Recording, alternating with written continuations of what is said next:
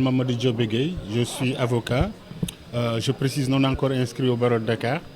Et l'essentiel de mes activités aujourd'hui tourne autour de l'environnement, la lutte contre les effets néfastes des changements climatiques. J'agis aujourd'hui en ma qualité de membre du conseil d'administration de Natural Justice, que je remercie, et du GETA, qui est donc un organisme qui est dans la juste transition pour l'Afrique, et de ELK, qui est un collectif des avocats de l'environnement, en tout cas pour la défense de l'environnement en Afrique en général et en Afrique de l'Ouest en particulier.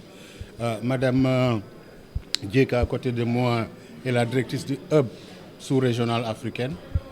Il faut dire que cet atelier fait suite à un autre qui a eu lieu à peu près il y a 2 semaines, je crois, qu'on avait organisé ici à Dakar avec l'ensemble des acteurs de la sous-région pour la défense pour les défenseurs de l'environnement.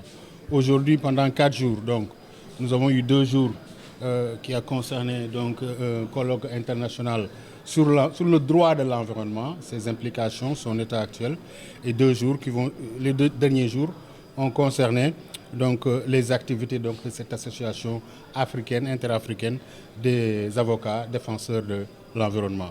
Donc pendant 4 jours, pour ne pas paraphraser Jean-Paul Sartre, on a malaxé et fracassé le droit de l'environnement.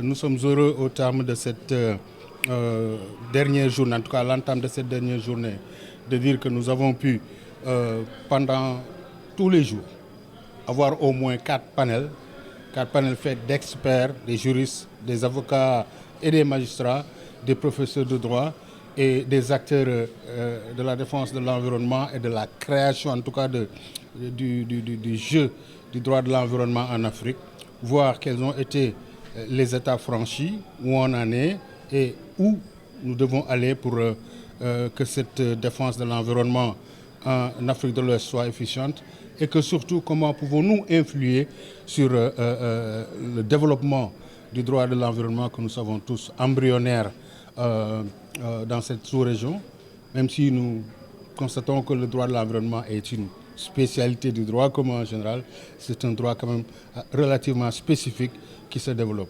La chose n'est pas simple parce que vous savez qu'indépendamment de nous, acteurs sur le terrain, il y a les acteurs en amont qui sont les décideurs politiques, nos leaders, qui font donc les lois. Comment pouvons-nous influencer sur ces lois? Comment pouvons-nous utiliser ces lois? Que pouvons-nous faire par la suite pour améliorer le tout? Voilà en résumé ce qu'on peut dire. Je pense que Mme Djeka va vous donner un peu la suite de ce qu'on espère faire. Et encore une fois, merci d'être là et de vulgariser notre travail pour la défense de notre environnement, que vous savez tous nous appartient selon notre constitution et selon la nature des choses.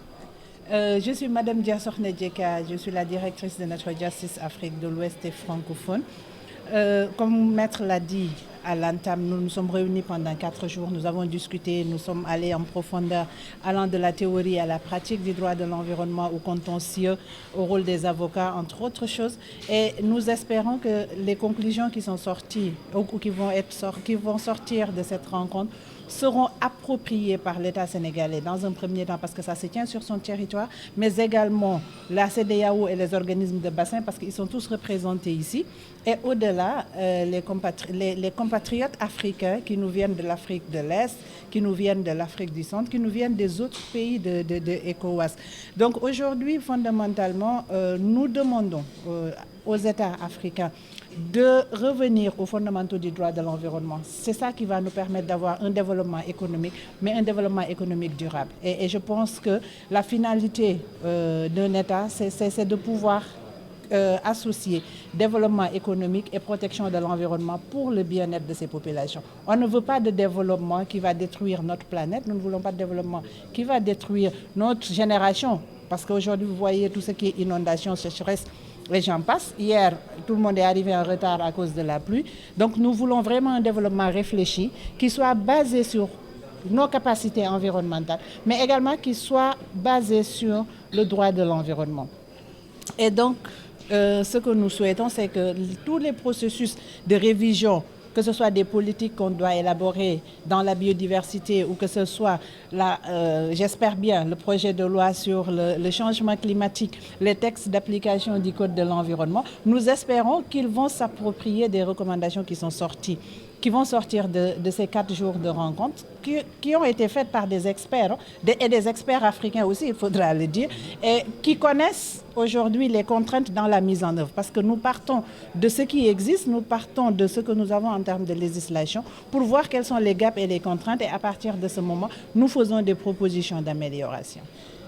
Et au niveau de votre association, qu'est-ce que vous faites face aux difficultés liées à la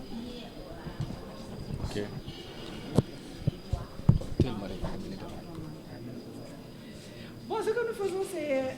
Il y a 2 choses, hein, parce que vous parlez de l'application. Nous, et quand on arrive à l'application, parce qu'on a un point qui est important aussi, qui est sur le plaidoyer que nous faisons pour l'adoption des lois. Mais quand on vient dans le plaidoyer des lois, nous avons principalement 2 approches. La première approche, c'est de rendre accessible le droit aux communautés, aux